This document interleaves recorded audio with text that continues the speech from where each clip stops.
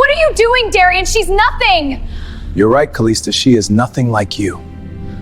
The crystal chandeliers of the Hartley estate didn't just illuminate the room. They seemed to interrogate every flaw in Veloria's faded thrift store pink dress. As she stood in the shadows of the grand ballroom, the air was thick with the suffocating weight of being the charity case.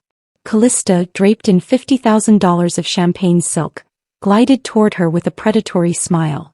"Oh, Veloria," Callista cooed, her voice carrying across the silent, judging crowd. "You look so resourceful."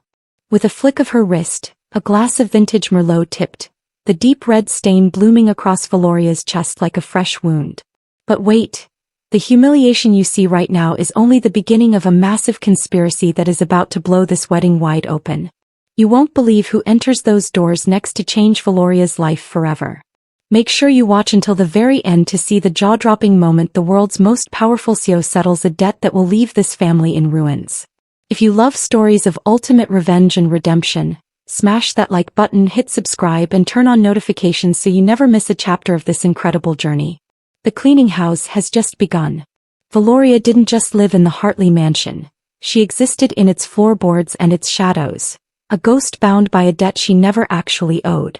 While the rest of the house smelled of expensive Dior and freshly cut peonies, Veloria's world was defined by the sharp sting of lemon polish and the rough texture of silver polishing cloths. For 10 years, Hillistra Hartley had curated a specific narrative, that they were the benevolent saints who rescued a nobody from the system. In reality, Veloria was the invisible engine that kept the Hartley machine running. She was the one who hand-washed Callista's delicate silks, the one who stayed up until 3 a.m. organizing seating charts for galas she was never invited to, and the one who took the blame whenever a misplaced earring or a failed social engagement required a scapegoat. Her bedroom was a converted laundry nook in the basement, a cramped space that served as a constant reminder of her status. Every morning began the same way, a sharp rap on the door from Hillistra's cane, followed by a list of demands that grew longer as Callista's wedding approached. The train is wrinkled, Veloria. The catering staff is incompetent, Veloria. Why aren't you grateful, Veloria? The questions weren't meant to be answered. They were meant to remind her that her very breath was a gift from their checkbook. Callista was the sun around which the family orbited, a woman whose beauty was matched only by her methodical cruelty. She treated Veloria like a living mannequin, draped in rags to make her own designer gowns look more radiant by comparison. On the morning of the wedding, while Callista sat for 4 hours of professional makeup, she forced Veloria to kneel at her feet, buffing her shoes until the leather mirrored Callista's cold, triumphant gaze. "Don't look so miserable," Callista had whispered, kicking a stray brush toward Veloria's hand. "Today is a celebration of my perfection. The least you can do is try not to ruin the aesthetic with your pathetic face."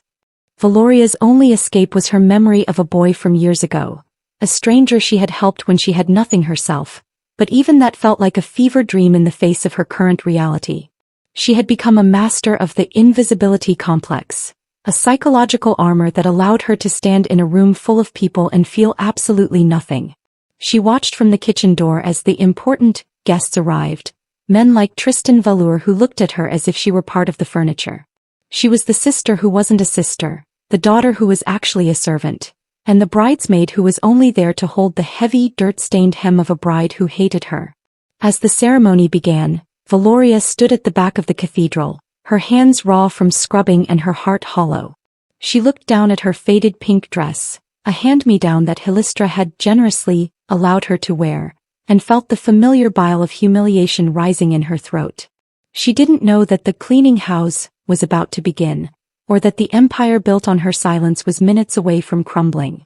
The transition from the cathedral to the reception hall was supposed to be a triumph of gold leaf and expensive champagne, but for Veloria, it was a gauntlet of whispers. As the guests took their seats under the glow of the $100,000 chandeliers, Hillistra Hartley leaned in, her voice a jagged blade. "Don't you dare look at the cameras, Veloria. You're here to serve, not to be seen." Veloria simply nodded, her head bowed as she stood near the catering staff, her wine-stained pink dress a glaring blemish on the room's perfection. The climax of the evening arrived when Callista took the stage, her champagne silk shimmering as she tapped a microphone. The room fell into an expectant hush. Before we celebrate my union with Tristan, Callista announced, a predatory glint in her eyes, I wanted to share a tribute to the heart of our family, my foster sister Veloria. A large projector screen descended behind her. Veloria felt a cold dread wash over her. Callista had never once acknowledged her publicly unless there was a catch. The video began to play, but it wasn't a montage of sisterly love. Instead, it was raw footage from the rehearsal dinner the night before. The camera caught Veloria sitting alone at a table for two, clutching a small bouquet of grocery store daisies. The audio was crystal clear as a man's voice. The boyfriend, Veloria had nervously told everyone was coming, spoke through a phone on speaker. I'm not coming, Veloria.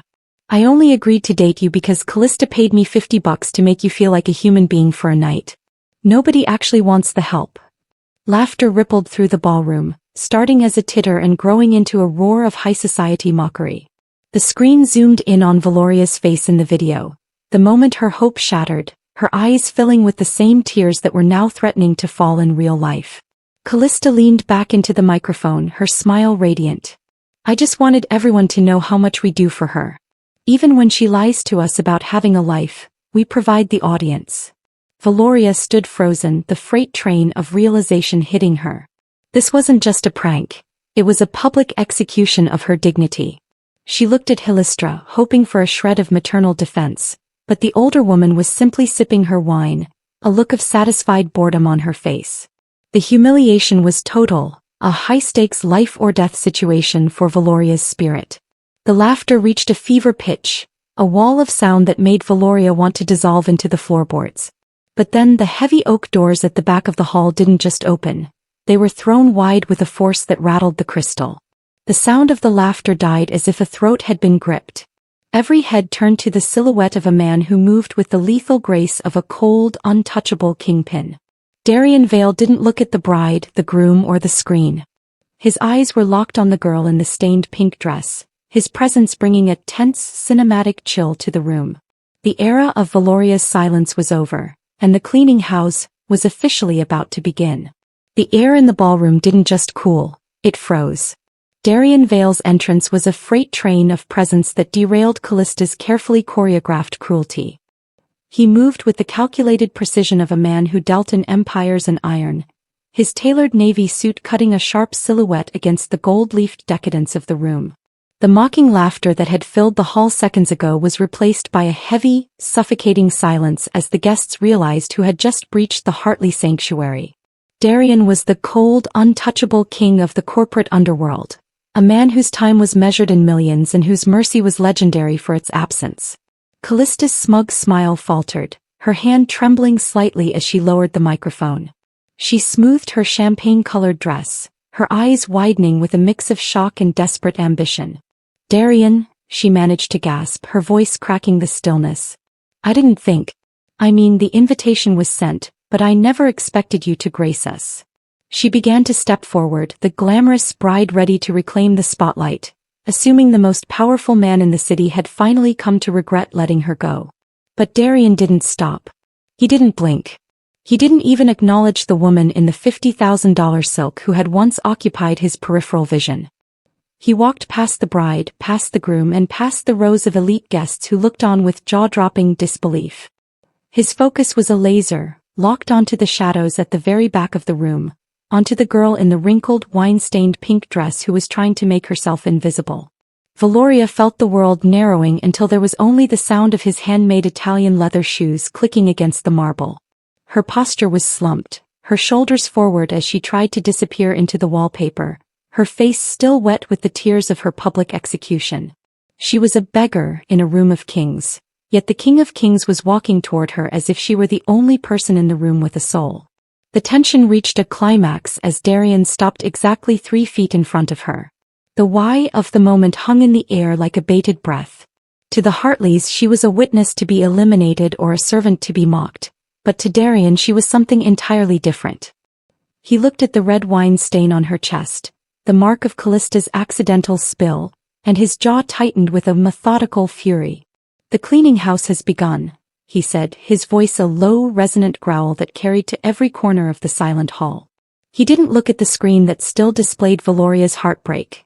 He looked into her eyes, searching for the shivering little girl who had once shown him a kindness the world had forgotten. In that moment, the power dynamic of the entire Hartley estate shifted. The untouchable who was no longer a guest. He was a reckoning, and he was standing guard over the girl the world had just spat on. The silence in the ballroom was no longer awkward. It was heavy, a tense, cinematic pressure that seemed to suck the oxygen out of the room. Callista stood frozen center stage, her hand still clutching the microphone as if it were a life raft. She had spent a lifetime believing she was the only woman capable of commanding Darian Vale's attention, and as he approached the front of the hall, she began to adjust her veil, her face blooming with a triumphant, predatory glow. She was the glamorous bride, the one in the $50,000 champagne silk, and surely, this was the moment he would realize his mistake and beg for her return. But Darian didn't even break his stride. He moved with a methodical and patient grace that ignored the very existence of the altar. He walked past the groom Tristan, whose face had gone a sickly shade of gray, and past Callista, whose perfume seemed to sour as he bypassed her without so much as a sidelong glance. The guests gasped, a collective freight train of realization hitting the room as the most powerful man in the city turned his back on the bride to face the shadows. The wrong bride was the only one Darian saw. He stopped in front of Veloria, who was still trembling in her wine-stained pink dress, her eyes wide with shock and disbelief. To the elite gathered in the hall, Veloria was a shivering nobody, a charity case to be mocked. To Darian, she was the ghost from his past, the only soul in the room who hadn't been bought and sold. He looked at the screen behind Callista, where the video of Veloria's humiliation was still frozen, and his expression shifted from cold indifference to a calculated fury. Callista's voice shrilled through the silence, raw and desperate. "Darian, what are you doing? She's nothing. She's a servant we kept out of pity." The words were meant to humiliate Veloria further, but they only served to harden the set of Darian's jaw. He didn't turn around. Instead, he reached out, his hand hovering near Veloria's arm as if to steady her from the high-stakes, emotional storm. "You're right, Callista," Darian said, his voice a low, resonant growl that silenced the bride's hysteria. "She is nothing like you. And that is exactly why she is the only person in this room worth my time." He turned slightly, his untouchable aura casting a shadow over the entire wedding party. The cleaning house had moved from the entrance to the very heart of the Hartley family, and as Darian looked down at Veloria, the hope for redemption began to crack the emotional armor he had worn for years. The atmosphere in the ballroom shifted from a tense, cinematic chill to a state of absolute, breathless suspension. Darian Vale didn't just stand before Veloria. He reclaimed the space around her, his untouchable presence acting as a shield against the jagged remains of the crowd's laughter. While Callista stood frozen in her shimmering silk, a glamorous relic of a wedding that had just been rendered irrelevant, Darian reached into the pocket of his tailored navy suit. The movement was methodical and patient, drawing every eye in the room to the small velvet box he now held. Veloria's breath hitched, her hand flying to her mouth in shock and disbelief, as she looked down at the man the world feared. Her eyes, still rimmed with the salt of her humiliation and heartbreak, searched his for a sign that this was another cruel prank, but she found only determination and admiration. Darian didn't care about the wine-stained pink dress or the messy bun that Callista had spent the morning mocking. To him, she was the only person in the room who wasn't a ghost or a traitor. Slowly, with a grace that silenced the whispering elite, the billionaire CEO dropped to one knee. The climax of tension reached its breaking point as he flipped the box open, revealing a diamond so radiant it seemed to swallow the light of the chandeliers. The jaw-dropping reaction from the guests was audible, a collective gasp that rippled through the hall like a freight train. 10 years ago, a girl with nothing gave me everything, Darian said, his voice a low, steady resonance that cut through the silence. She didn't ask for my name or my net worth. She just saw a man who was breaking and decided to be his hope for redemption. I've spent a decade searching for that heart, only to find it being trampled on by people who aren't fit to walk in her shadow. He looked up at Veloria, his gaze cracking his emotional armor. Veloria, you spent your life being treated like a nobody in this house. I'm here to make sure you're never invisible again. Will you marry me? The outcome of the moment was a total transformation of the room's power. Callista let out a strangled cry of disbelief, her champagne-colored dress suddenly looking dull and tarnished next to the raw, visceral truth of the proposal. The humiliated foster sister was no longer slumped or hiding. She was the center of an empire's gravity. As Veloria looked at the man on his knee, the shivering girl she used to be finally began to fade, replaced by a woman who realized that the cleaning house had only just begun.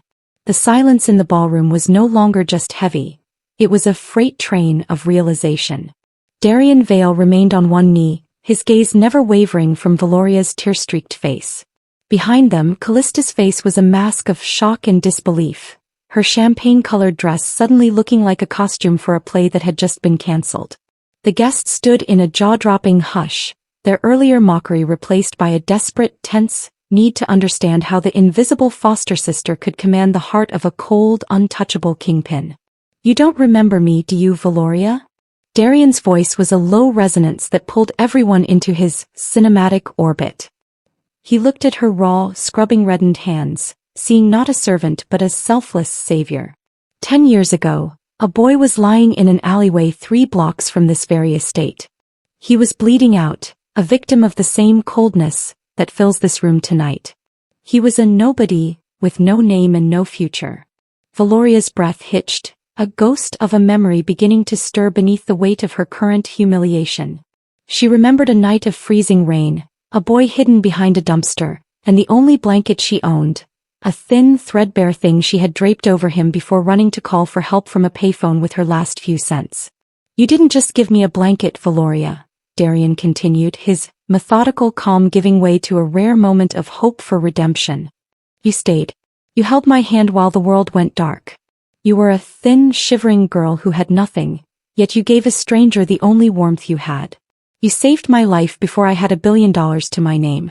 You saw the powerless, and you didn't look away." A collective gasp rippled through the stunned elite. The why was finally clear. This wasn't just a proposal, it was a high-stakes settling of a debt. Hilistra Hartley gripped her cane, her face pale as she realized the charity case she had spent a decade listening to with only contempt was the reason the city's most powerful man was still breathing. Darian stood up then, his untouchable aura expanding to cover Veloria completely. "The Hartleys think they rescued you," Darian said, his voice turning gritty and sharp. "But the truth is, you've been the one keeping this house human. And today the cleaning house begins. I didn't come here to attend a wedding, Veloria. I came to find the girl who taught me that even in the darkest alley, there is a light that can't be put out." He reached out, his hand finally closing over hers. "It's time to leave the shadows behind." The tense, cinematic silence of the ballroom shattered as Hilistra Hartley stepped forward, her cane clicking against the marble like a countdown to her own destruction. "This is an outrage, Darian," she shrieked, her face a mask of shock and disbelief that barely concealed a calculated panic. "Whatever debt you think you owe this servant, it doesn't change the fact that we took her in when she had nothing. We provided for her for 10 years. Darian's expression didn't soften.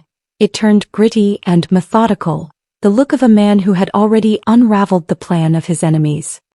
He reached into his jacket and pulled out a single thin folder, tossing it onto the gift table with a freight train of finality. "You didn't take her in out of charity, Hilistra," he said, his voice a low resonance that silenced the whispering elite. "You took her in because she was a ghost of a legacy you wanted to dismantle." He turned to the crowd, his untouchable aura expanding to fill the hall. 10 years ago, Veloria's biological parents didn't leave her with nothing. They left a trust fund, a legacy meant to ensure she never had to bow to people like you. But you didn't see a child, you saw a test run for your greed. Darian gestured to the folder. "My investigators found the internal traitor in the legal system you used to divert those funds. You've been living in this house, wearing those jewels, and throwing this $2 million wedding on money that belongs to the girl you made sleep in a laundry nook." The jaw-dropping revelation hit the Hartleys like a physical blow. Hilistra's hand trembled on her cane, her emotional armor finally cracking under the weight of the truth. Callista let out a strangled cry, looking down at her $50,000 champagne silk as if it were suddenly made of lead. The high-stakes reality was that the cleaning house wasn't just a metaphor. It was a legal execution of their status. "As of 8 o'clock this morning," Darian continued, his voice patient and cold, I purchased the outstanding debt on this estate and the Hartley holdings. I didn't do it for the profit. I did it because Pier 17 has gone dark for your family. He looked back at Veloria, his gaze softening with hope for redemption, as she realized the humiliation was over. The locks are being changed as we speak. You have 1 hour to pack whatever didn't belong to Veloria's parents and leave. The invisible sister is now the owner of everything you thought you'd stolen. The outcome was a total transformation of the night. The guests, once clapping and mocking, now pulled away from the Hartleys as if they were poisoned. Veloria stood tall, the shivering girl replaced by a woman who finally understood her power. The fall of the Hartleys was complete and the hunt for a new life had officially begun. The outcome of the night was no longer a celebration of Callista's perfection, but a transformation that left the Hartleys' legacy in ashes. Veloria stood at the center of the ballroom, no longer the thin, shivering girl who had arrived in a wrinkled pink dress. The weight of her humiliation and heartbreak had been replaced by a freight train of new reality. She was the true owner of the very roof over their heads. Beside her, Darian Vale remained an untouchable pillar of strength, his presence a cinematic shield against the frantic whispered pleas of the family that had spent a decade treating her as a witness to their greed. Calista Hartley's emotional armor had completely shattered as she realized her circle of traitors, the lawyers and accountants who helped her steal Veloria's inheritance, could no longer protect her from Darian's methodical reach. Calista, her champagne silk now looking like the faded rags she used to force Veloria to wear, reached out a trembling hand. "Veloria, please," she sobbed, her voice a ghost of its former arrogance. "We're sisters. You can't just throw us out into the streets." Veloria looked at the woman who had spent the morning forcing her to buff shoes and the evening airing a video of her deepest pain. She didn't feel the coldness she expected. She felt a profound, quiet clarity. The wisdom from the streets she had gained while being treated as an outcast had taught her that true power isn't about cruelty, but about knowing when to walk away. "You weren't my sister, Calista," Veloria said, her voice steady and carrying to every corner of the silent hall. "You were my jailer. And today I'm finally posting bail." Darian stepped closer, his determination and admiration evident as he offered his hand. "The ships are moving, Veloria," he murmured, a reference to the new life and arms deal of a future they were about to build together. "The hunt for your true legacy begins the moment we walk through those doors." Without a backward glance at the humiliated bride or the strict foster mother now begging for mercy, Veloria placed her hand in Darian's. As they walked toward the exit, the stunned elite parted like the Red Sea, their clapping now a frantic attempt to align themselves with the new queen of the city. Veloria didn't just leave the wedding. She left the shadows of her past behind, stepping out into the night air as a woman who had finally been listened to by the only man who mattered. Behind her, the Hartley Empire went dark, but ahead of her, the hope for redemption was a bright, unbroken horizon. The roar of the wedding guests and the screeching pleas of the Hartley family faded into a muffled hum as the heavy oak doors of the estate swung shut behind them. The night air was crisp, carrying the scent of rain and freedom, a sharp contrast to the suffocating perfume and coldness of the ballroom. Darian led Veloria toward a waiting obsidian Maybach, his hand never leaving hers, his touch a steadying force against the freight train of emotions still crashing through her chest.